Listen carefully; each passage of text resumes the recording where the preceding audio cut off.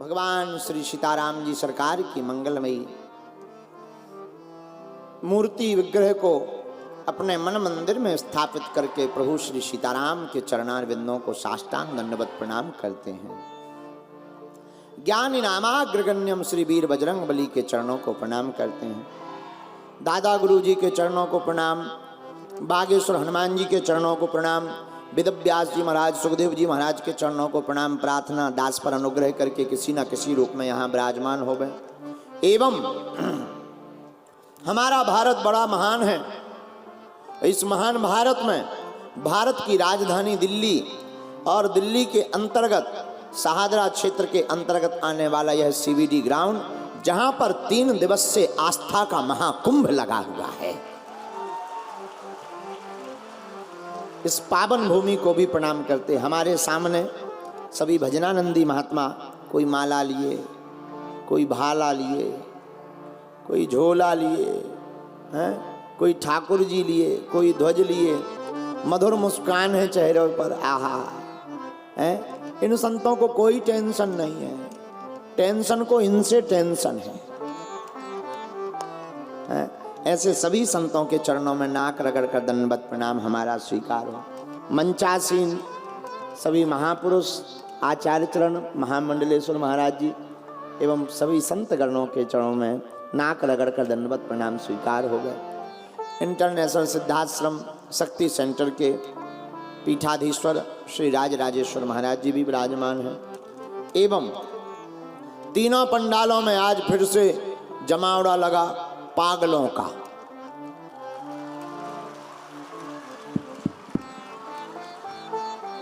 तो तीनों पंडालों में जो जहां बैठे हैं, ये कुछ वीआईपी खड़े हैं।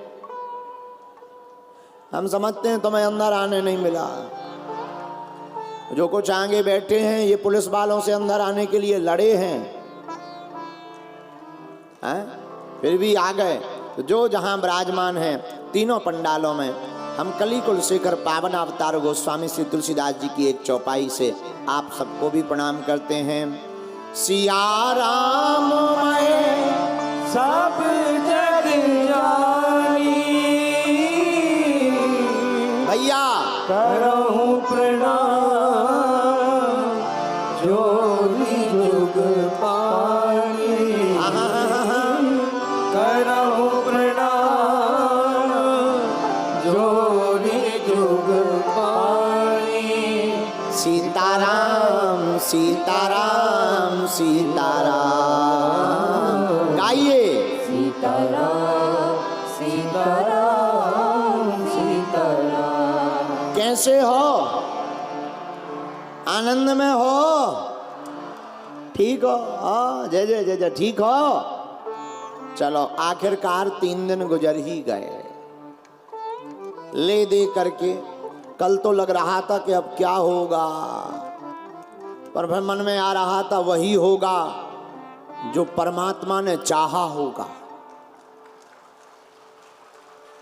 और बिना किसी विघ्न के, बिना किसी उपद्रव के ये 3 दिन की श्री राम हनुमान संवाद चर्चा आज विराम की ओर है, आनंद के महासागर में समाहित होने की ओर है। इस कथा के जितने भी दृष्टा श्रोता बन करके आए, निश्चित रूप से देखो मेरे प्रियजनों, हम एक बात बहुत प्यारा सूत्र देते हैं किसी आचार्य चरण का दिया हुआ। जनता वोट देकर जिसे चुनती है वो संसद बनकर संसद में बैठते हैं, लेकिन परमात्मा जिन्हें चुनते हैं वो कथा में बैठते हैं।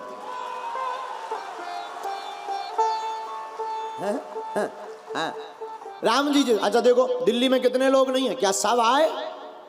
नहीं नहीं। कौन आए? जिन्हें राम जी ने बुलाया। क्यों?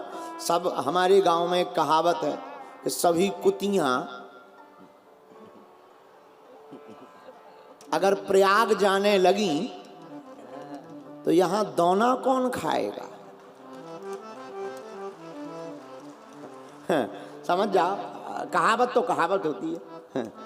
अब वो जैसे तो उसी प्रकार कथा में भी सब आ गए तो फिर भगवान का विरोध कौन करेगा? विरोधी भी तो चाहिए कुछ है जो कहें कि राम काल्पनिक हैं, ऐसे भी तो चाहिए। जब तक वो काल्पनिक नहीं कहेंगे तब तक उनकी ठठरी कैसे भरेगी? हैं? बताओ, जब तक वो कहेंगे कि भगवान नहीं होते तब तक वो दरबार की वो महिमा कैसे जान पाएंगे? इसलिए सब कथा में नहीं आते। जिन्हें राम जी बुलाते हैं वो दौड़े चले आते हैं। हमने नहीं बुलाया, बुलाया राम जी ने। देखो हम कथा कहते भी नहीं, कहते हनुमान जी हैं, कहने वाले हनुमान जी, हम तो सिर्फ बोलने वाले होते हैं। कथा एक आपको लगता होगा कि 3 घंटे का ये प्रवचन बार बार क्या सुनना। मेरे प्रियजनों, ये तो जितना सुनो उतना कम है। जिंदगी की हर सीख कथा से प्राप्त हो जाती है। इस कथा के मुख्य यजमान जिन्होंने बड़ी भूमिका निभाई, सुबह से बड़े मायूस थे। कहाँ गए धर्मेंद्र जी? हमारे इस कथा के मुख्य यजमान धर्मेंद्र जी, उनकी पूरी टीम, जिन्होंने मिलकर इस आयोजन को बड़ा दिव्य और भव्य बनाया।